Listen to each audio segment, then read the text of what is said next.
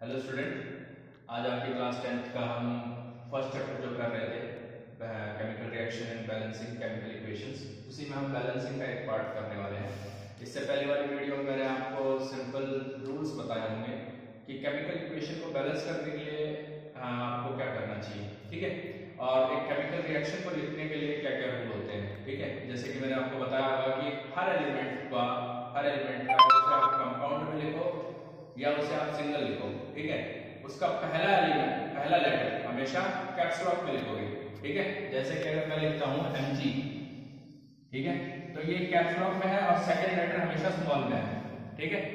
Doesn't matter कि MgCl लिखा है तो यहाँ पर देखो C कैपिटल है, L छोटा है, ठीक है। ये कंपाउंड में लिखा हो या सिंगल लिखा हो, हमेशा पहला लेटर किसी भी एलिमेंट का हमेशा कैप्स लॉक में आएगा, ठीक है। तो ऐसा कुछ करके मैंने आपको एक रूल बताया था। और दूसरा मैंने ये बताया था कि केमिकल रिएक्शन को जब भी बैलेंस करना हो, जैसे कोई केमिकल इक्वेशन हम जैसे ये ले लेते हैं, सबसे सिंपलेस्ट वन ले लेते हैं पहले, hydrogen plus chlorine give HCl, ठीक है।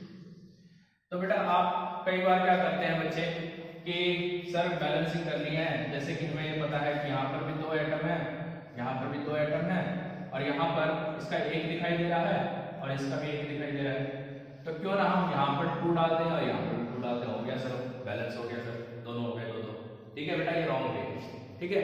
कभी भी आप बैलेंसिंग करोगे तो बैलेंसिंग में जो नंबरिंग आप डालते हो, ठीक है, नंबरिंग आप जो भी डालोगे वो कभी भी यहाँ पर साइड में नहीं डालोगे या कभी भी यहाँ पर बीच में नहीं डालोगे, समझ रहे हो।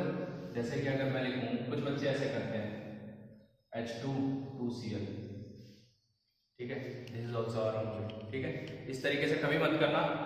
करने का तरीका क्या है, जब भी आप नंबर ऐड करो हमेशा कंपाउंड के फ्रंट में डालो, कंपाउंड के फ्रंट में डालो। जैसे कि अगर मुझे HCl को बैलेंस करना है और मुझे दिखाई दे रहा है कि यहाँ पर भी 2 इंक्रीज होना है, यहाँ पर भी 2 इंक्रीज होना है, मतलब कि मुझे एक एक इंक्रीज करना है, तो मैं डायरेक्ट 2 यहाँ डाल देता हूँ, ठीक है। 2 इसको भी इंप्लाइज करता है और इसको भी इंप्लाइज करता है बेटा, ठीक है। 2 इसको भी इंप्लाइज करेगा और इसको भी इंप्लाइज करेगा, ठीक है। तो ये चीज आप देखो, आप ध्यान से देखो, 2 हाइड्रोजन इधर थी, 2 हाइड्रोजन में 2 क्लोरीन इधर थी, तो क्या 2 हाइड्रोजन इधर है? हाँ है।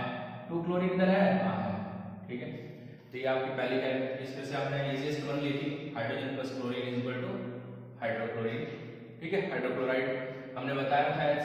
तो अब आते हैं अगली इक्वेशंस पर, ठीक है।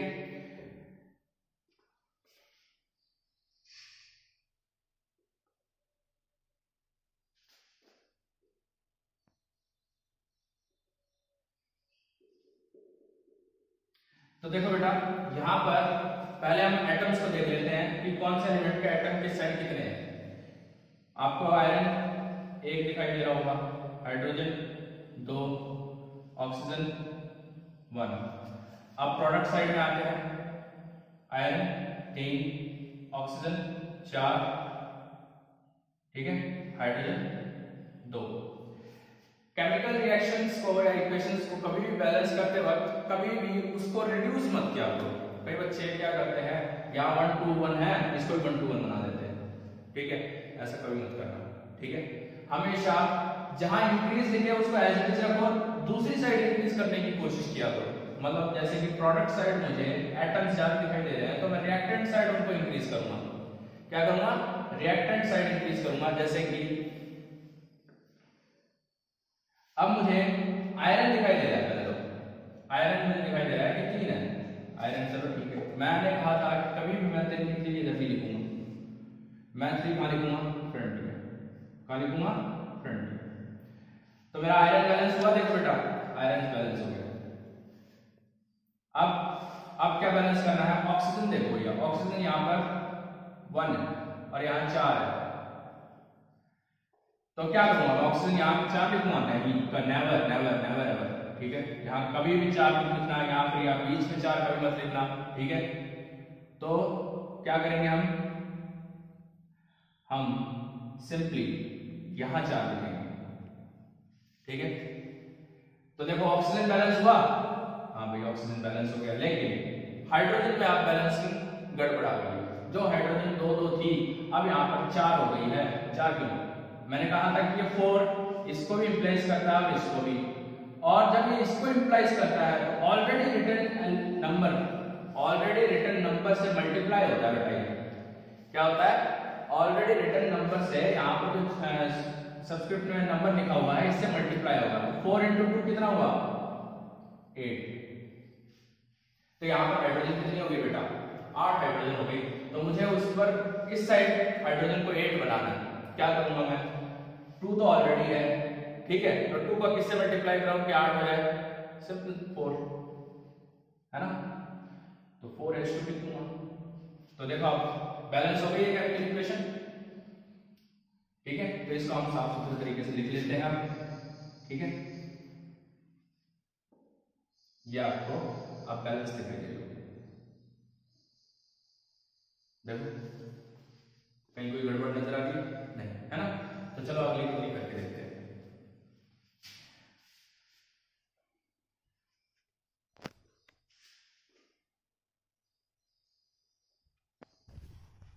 तो देखो ये थोड़ी सी आपको कॉम्प्लेक्स नजर आ रही होगी बेटा, ठीक है। बेरियम क्लोराइड एल्यूमिनियम सल्फेट से रिएक्ट करके बेरियम सल्फेट बना रहा है और एल्यूमिनियम क्लोराइड बना रहा है, ठीक है, कोई दिक्कत नहीं। यहाँ पर हम क्या करेंगे, हम थोड़ा सा अपना दिमाग अच्छे से इस्तेमाल करेंगे, देखेंगे कि कौन सी चीज, मतलब एक कंपाउंड होता है ना, जैसे कि मतलब मैंने यहाँ पर मुझे एक कंपाउंड दिखाई दे रहा है, SO4 दिखाई दे रहा है, वो SO4 ही है अगले कंपाउंड में। देखो यहाँ पर भी SO4 है, SO4 है, यहाँ पर भी SO4 है, ठीक है ना। मतलब सल्फर ऑक्सीजन से टूट रहा है ना, सल्फर ऑक्सीजन यहाँ से टूट रहा है। हाँ, लेकिन नंबर ऑफ मॉलिक्यूल या नंबर ऑफ मॉलिक्यूल अलग अलग है। यहाँ पर 3 है और यहाँ पर 1 है। तो मैं क्या करूंगा बेटा, SO4 को X मान लूंगा, SO4 को X मान लूंगा। आपकी मर्जी, X Y A B C कुछ मान लो, ठीक है, X Y A B C कुछ भी मान लो। देखते हैं, चल देखें आगे क्या होता है, बहुत आसान हो जाएगा। देखो रीराइट करो इस इक्वेशन को, एल्यूमिनियम X माना मैंने, तो मैं X की पावर में 3 डालूंगा, देखो है ना। X यहाँ पर मैंने इसको मान लिया, मैंने पूरे का X नहीं माना है, मैंने इसके अंदर जो ब्रैकेट में है उसका X माना है, और ब्रैकेट के ऊपर जो भी पावर लिखी है मैंने उसको भी डाल दिया, ठीक है। अब देखो यहाँ पर Ba X डाल दिया, यहाँ पर भी BaX प्लस AlCl3। अब बैलेंस करने की कोशिश करते हैं, क्योंकि हमने अब इसको सिंपल वे में कर दिया है। देखो बेरियम, भाई बेरियम 1 है, हाँ बेरियम 1 है, यहाँ पर बेरियम 1 है, हाँ 1 है। क्लोरीन 2 है, यहाँ पर क्लोरीन कितना है, यहाँ पर 3 है। एल्यूमिनियम 2 है, एल्यूमिनियम 1 है, ठीक है। X कितना है, 3 है, X कितना बेटा, 1 है। तो पहले हम X को बैलेंस कर लेते हैं, क्योंकि हमने X माना था ना SO4 को, तो पहले हम X को बैलेंस कर लेते हैं। चलो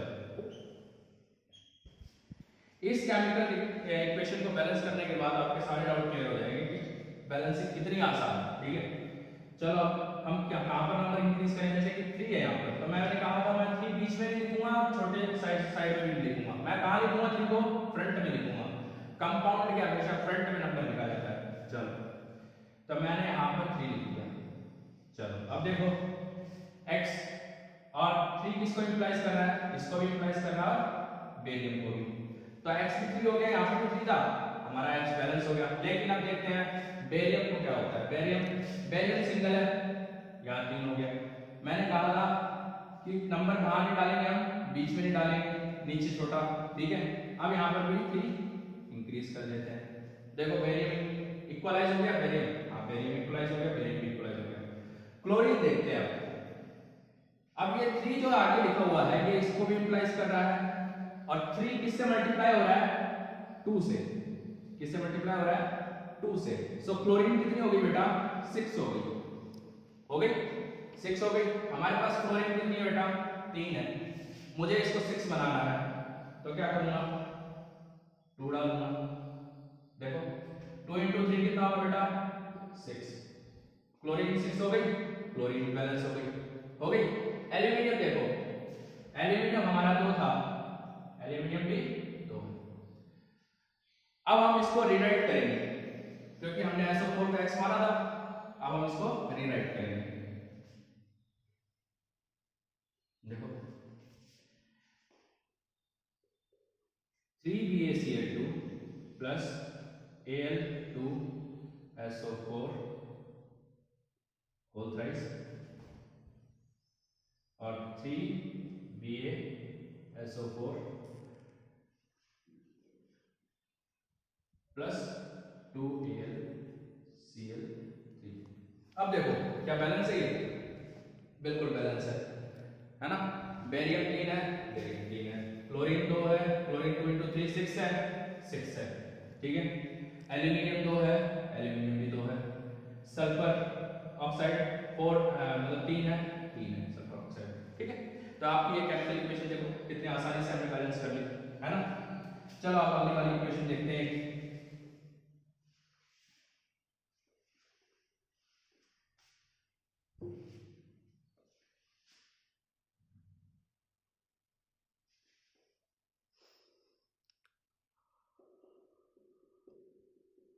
देखते हैं क्या बैलेंस नहीं है इसमें। देखो यहां ऑक्सीजन, हालांकि मुझे बैलेंस तो नजर आ रही है, नहीं बैलेंस नहीं। हाइड्रोजन 1 है, हाइड्रोजन 2 है, टोटल हाइड्रोजन बेटा कितनी है? प्रोडक्ट साइड 3 हाइड्रोजन, ठीक है।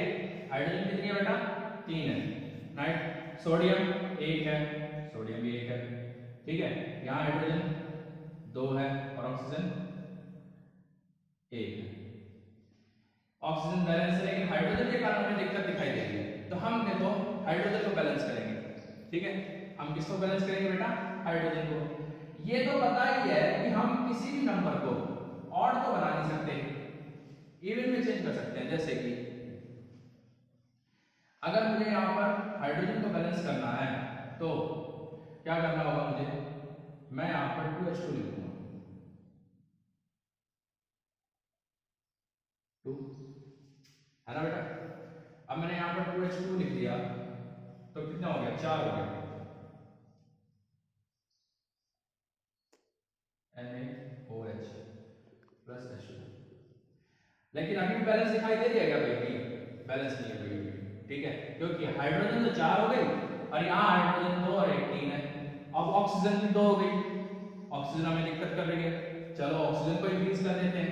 चलो मैंने कहा था नंबर को मैं बीच में नहीं लिखूंगा, छोटे में नहीं लिखूंगा, मैंने नंबर को कहां लिखा? फ्रंट में लिखा। देखो ऑक्सीजन क्या होगी? 2 हो गई, हाइड्रोजन क्या होगी? 2 हो गई। अब 2 हाइड्रोजन लिए और 2 हाइड्रोजन लिए, क्या कितनी हो गई? 4 हो गई हाइड्रोजन, हाइड्रोजन बैलेंस। दिक्कत किसके साथ होगी? अब देखो नाइट सोडियम के साथ। सोडियम कितनी है बेटा? 2 है। हम क्या करेंगे? 2 फ्रंट में लिख देंगे। तो देखो अब बैलेंस है कि नहीं है? ध्यान से देखना, ठीक है बेटा। अब देखो simply Na plus 2H2O gives 2NaOH plus H2। आपको ये कंप्लीटली बैलेंस नजर आ रही है, ठीक है।